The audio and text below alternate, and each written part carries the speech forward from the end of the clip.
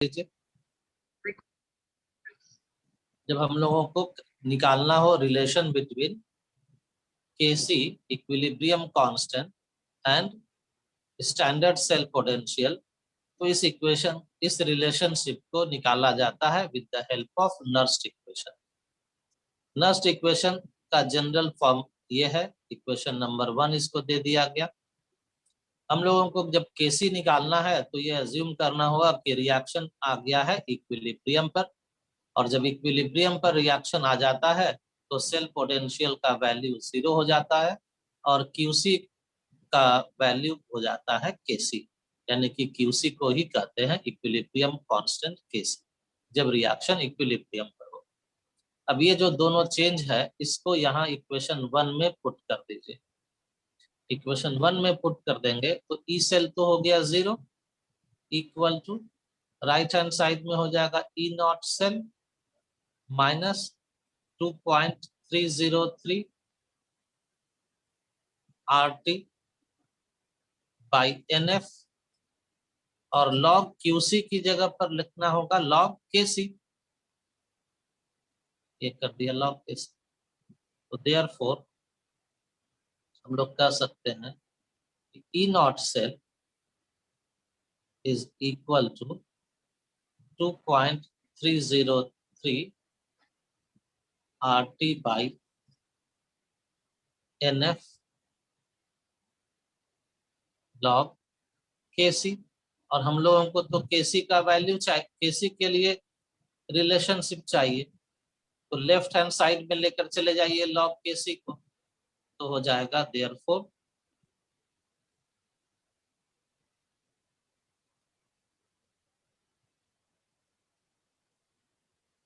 log KC equal to, अच्छा एक काम और कर देते हैं उसको लिखने के पहले, इस वैल्यू को हम लोग कितना लिखते हैं 0.06 बाई n कर देते हैं, 0.06 n log KC, 0.06 divided by n। तो अब हो जाएगा log KC equal to n into E not cell divided by 0.06। यही हम लोगों को मिल गया relation between Kc and E not cell, और इसी रिलेशन के हेल्प से हम लोग किसी भी रेडॉक्स रिएक्शन के इक्विलिब्रियम कांस्टेंट का कैलकुलेशन कर सकते हैं। अब यहाँ पर जब भी आपको राइट हैंड साइड को सॉल्व कीजिएगा तो आपको log Kc का वैल्यू मिलेगा। तो एक फॉर्मूला जान लीजिए कि अगर कोई इस तरह से वैल्यू आ जाए कि log A equal to x, then A का वैल्यू हो जाता है A equal to 10 to power x। इस फॉर्मूला को याद रखिएगा, और इसलिए log Kc का जो भी वैल्यू आएगा, जब Kc निकालिएगा तो कर दीजिएगा 10 टू पावर उस वैल्यू को, यानी कि 10 टू पावर x। या तो एक तो ये तरीका हो गया, और दूसरा तरीका है कि अगर ये वैल्यू फ्रैक्शन में आ जाए, n E not cell by 0.06 अगर फ्रैक्शनल वैल्यू हो, तब उसका उस वैल्यू का कैलकुलेशन हम लोग करते हैं with the help of log table. जैसे लॉग टेबल में लॉग का वैल्यू दिया रहता है, वैसे ही लॉग टेबल में एंटी लॉग का भी वैल्यू दिया रहता है। एंटी लॉग कर देंगे तो log Kc बदलकर हो जाएगा Kc, और राइट हैंड साइड में जो भी वैल्यू है उसका एंटी लॉग निकाल लेंगे तो आंसर मिल जाएगा।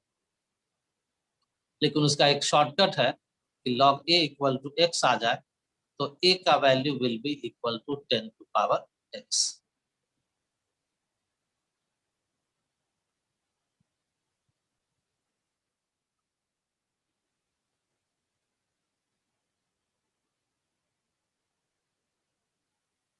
सबसे पहला काम आप फॉर्मूला लिख दीजिए, जो फॉर्मूला से हम लोग निकालते हैं Kc।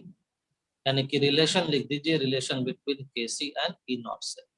तो रिलेशन है log Kc equal to n into E not cell divided by 0.06।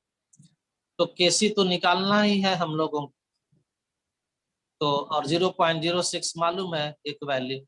अब क्या चाहिए हम लोगों को, n चाहिए और ई नॉट सेल चाहिए। तो ई नॉट सेल निकाल लो। ई नॉट सेल होता है E naught cathode minus E naught anode.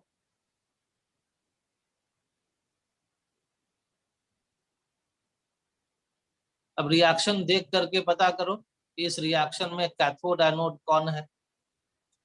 तो देखिए एल्यूमिनियम बदल रहा है Al3+ में। तो Al से Al3+ में होने का मतलब है कि यह ऑक्सीडेशन हो गया। और ऑक्सीडेशन कहाँ पर होता है, तो ऑक्सीडेशन एनोड पर होता है। रेड कैट याद रखिएगा, बताए थे पिछले क्लास में, पता नहीं आप लोग के बैच में था कि दूसरे बैच में। रेड कैट, रेड मतलब रिडक्शन, कैट मतलब कैथोड।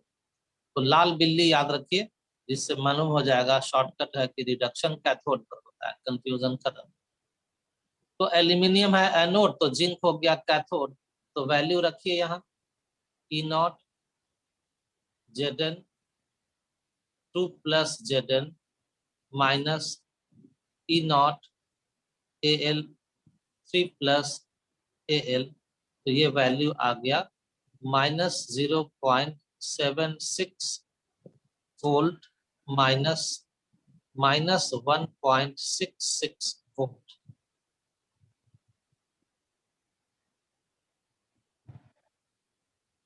जब ये आ गया तो ये आ जाएगा 0.90 वोल्ट। तो एक काम तो हो गया कि हम लोग ई नॉट सेल निकाल लिए। अब क्या चाहिए, एन का वैल्यू चाहिए। एन कैसे पता करेंगे, चलिए उसको पता करते हैं।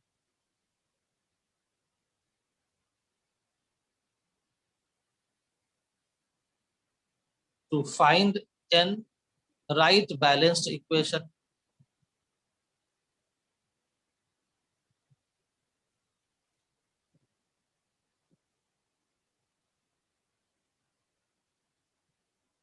तो बैलेंस इक्वेशन में देखो दोनों तरफ चार्ज बैलेंस नहीं है। जिंक पर +2 चार्ज है, एल्यूमिनियम पर +3 चार्ज है।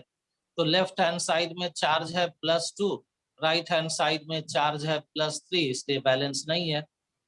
तो जहां जहां एल्यूमिनियम है उसको 2 से मल्टीप्लाई कीजिए, क्योंकि जिंक पर +2 चार्ज है। और जहां जहां पर जिंक है उसको 3 से मल्टीप्लाई कीजिए, क्योंकि एल्यूमिनियम पर +3 चार्ज है। तो बैलेंस इक्वेशन हो जाएगा 3Zn2 plus 2Al giving 2Al3 plus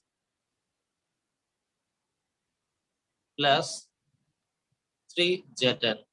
तो अब देखिए राइट हैंड साइड में चार्ज हो गया +3 × 2 +6 चार्ज।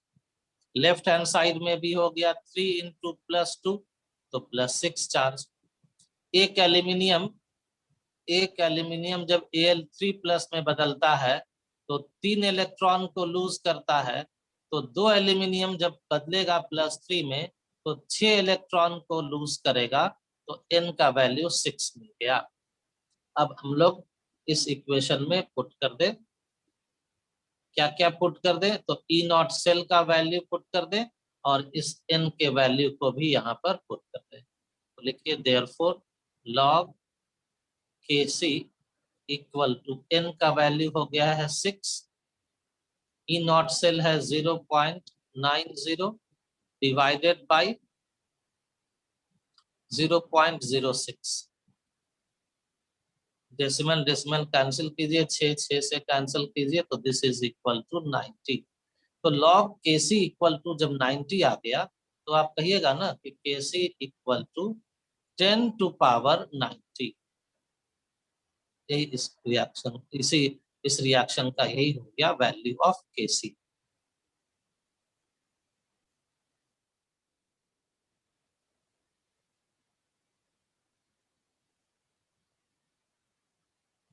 नॉट सेल निकाल लेते हैं। E naught cathode minus E naught anode. Reaction को देख करके पहचान लीजिए कि कौन कैथोड है कौन एनोड है। जेड बदला है Zn2+ में, तो 0 से +2 गया तो ऑक्सीडेशन हो गया, ऑक्सीडेशन हो गया तो एनोड हो गया, और कॉपर यहाँ पर कैथोड हो गया।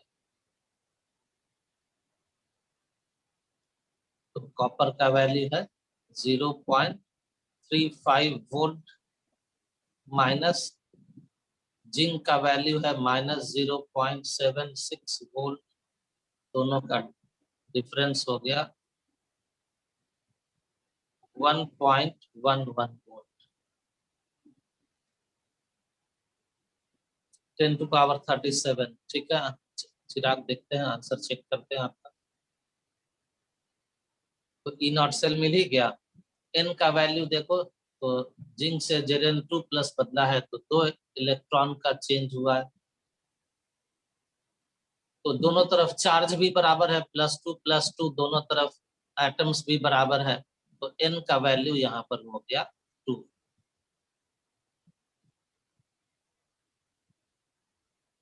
तो log Kc = n into E nought cell by 0.06। Value को रखिए, n का वैल्यू 2 होगा,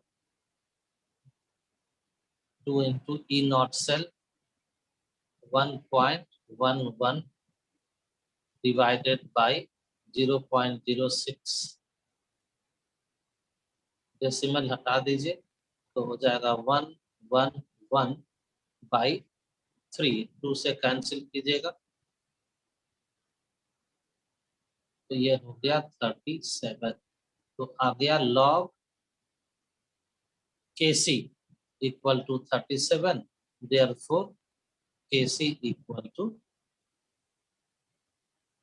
10⁻37। चलिए ठीक।